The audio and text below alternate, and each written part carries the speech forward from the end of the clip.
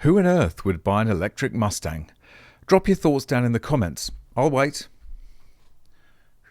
All done? Right. So those of you who wrote nobody or no one in their right mind, give yourselves a gold star.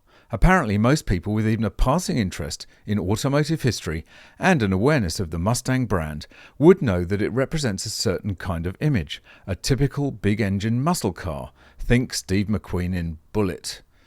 So it doesn't take a genius to see that the idea of a Mustang powered by batteries and motors would be an absolute flop, as indeed it has been, with Ford's other EV models losing the brand a cool $130,000 per vehicle sold in the first quarter of 2024, or $1.3 billion in total.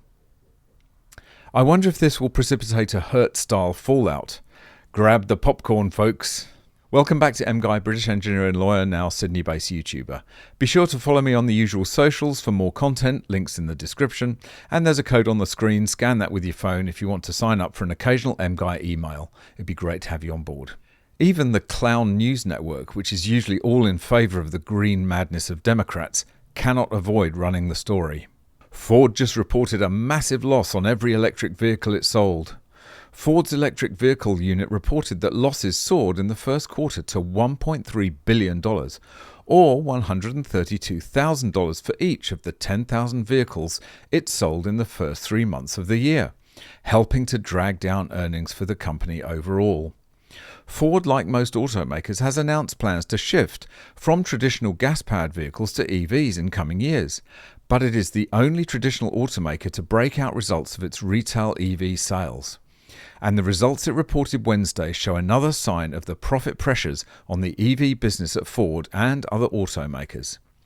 The EV unit, which Ford calls Model E, sold 10,000 vehicles in the quarter, down 20% from the number it sold a year earlier.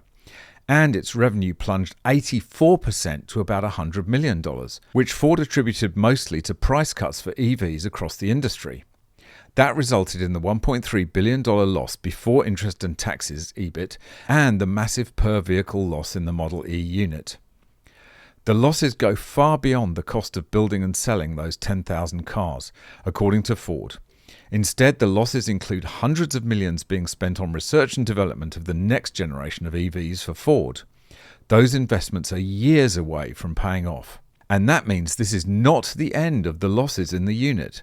Ford said it expects Model E will have EBIT losses of $5 billion for the full year. $5 billion in losses.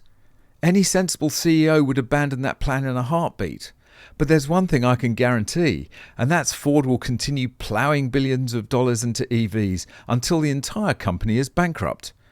It would rather do that than abandon the fantasy of an electrified fleet. And the numbers of Ford EVs sold here in Australia is comically low, as Car Expert reports. The Mustang Mach-E electric crossover, which is offered in Australia, continues to fly under the radar on the sales chart. In the first quarter of 2024, only 168 examples of the Mustang Mach-E were sold in Australia, which is far away from the sales volume the Tesla Model Y, 6,835 sales, got over the same period. Even the Kia EV6, 589, Hyundai Kona Electric, 502, BMW iX1, 476, Volvo XC40 Recharge, 444, Toyota BZ4X, 311, BMW iX3, 290, Mercedes-Benz EQE SUV, 290 sales, Mercedes-Benz EQA, 258, Hyundai Ioniq 5, 244, and Kia Niro EV, 222, outsold the Mustang Mach-E locally. Bravo, Ford. Excellent stuff. And this is my favourite line. Ford also sold a total of 15 e-transit vans in the first quarter of 2024 locally. Hilarious. 15. Okay, count them. 5, 10, 15. That's compared to a gazillion Ford Rangers and Toyota Hiluxes in the same period. You can lead a driver to an EV dealership, but you can't make them part with their money.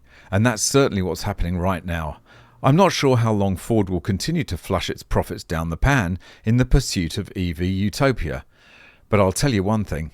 It's going to be a hell of a show.